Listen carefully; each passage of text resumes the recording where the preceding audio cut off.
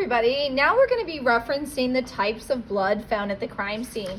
So in your lab manual, if you'd like to reference table 6.3 where it says crime scene blood typing results, you can see here that I have our various blood types here. I'll show you the bottles in just a second, but we're going to be following in order. So the first one here being Miss Scarlet, the next one here being the fingernail, the next one here being the 8-ball, Professor Plum, Mrs. Peacock, Colonel Mustard, and Mrs. White.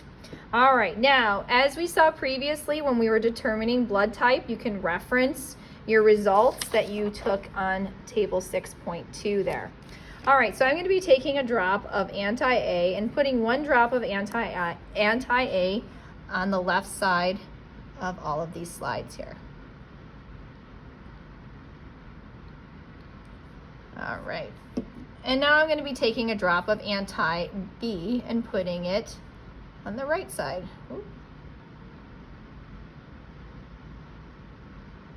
I like doing this on the black top because it gives a much better view of the clotting process. I should say the clumping process. All right, so here we're going to look at Miss Scarlet first. So I'm going to add a drop of Miss Scarlet's blood.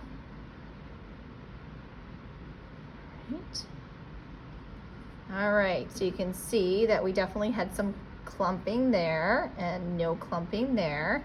So referencing your previous table about what type of blood that would be. I will go over the answers in just at the end. I'm gonna look at the fingernail. Again, I'm getting a little bit of a glare here, but looking at the fingernail evidence, we are seeing clumping occurring here and no clumping there. The next thing we're gonna look at is the 8-ball.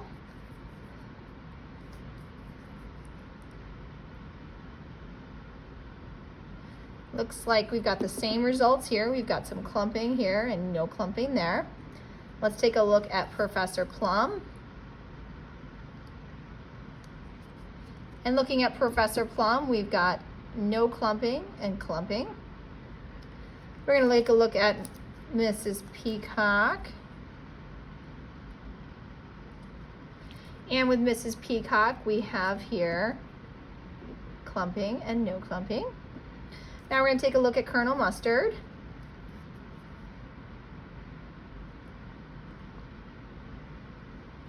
And you can see with Colonel Mustard right here, we've got clumping with both the anti-A and the anti-B. Now we're going to take a look at Mrs. White.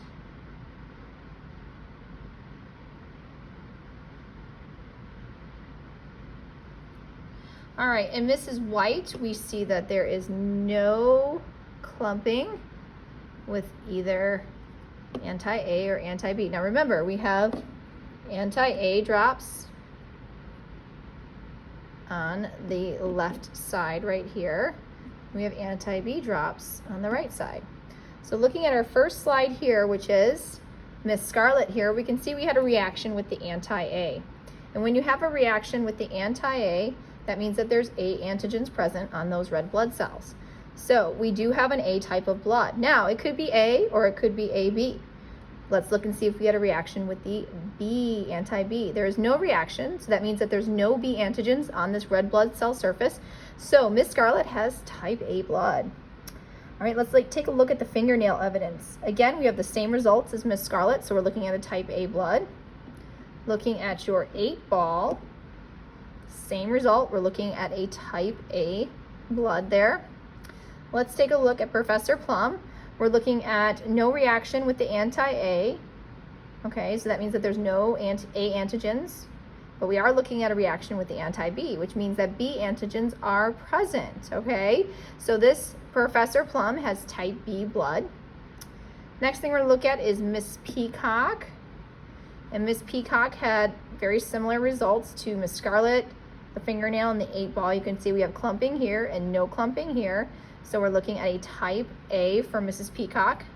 Colonel Mustard had a reaction with the anti-A, which means that there's A antigens present, and with the anti-B, which means that there's B antigens present. So this indicates that we have a type AB blood.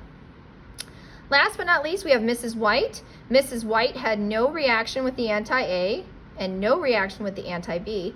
This means that there is no A or B antigens, which would lead us to type O blood. All right, so make sure you fill in table 6.3 with your results. You'll now see that we have to draw some conclusions about our suspects here, and we're looking at this type A blood, or the people who have type A blood, as being our suspects. But we can't rule out that Miss Scarlett didn't kill herself. And we have to rule out if Miss Peacock did it, or if Miss Scarlett could have potentially just killed herself. So let's go ahead and do some DNA analysis after this. All right, thanks.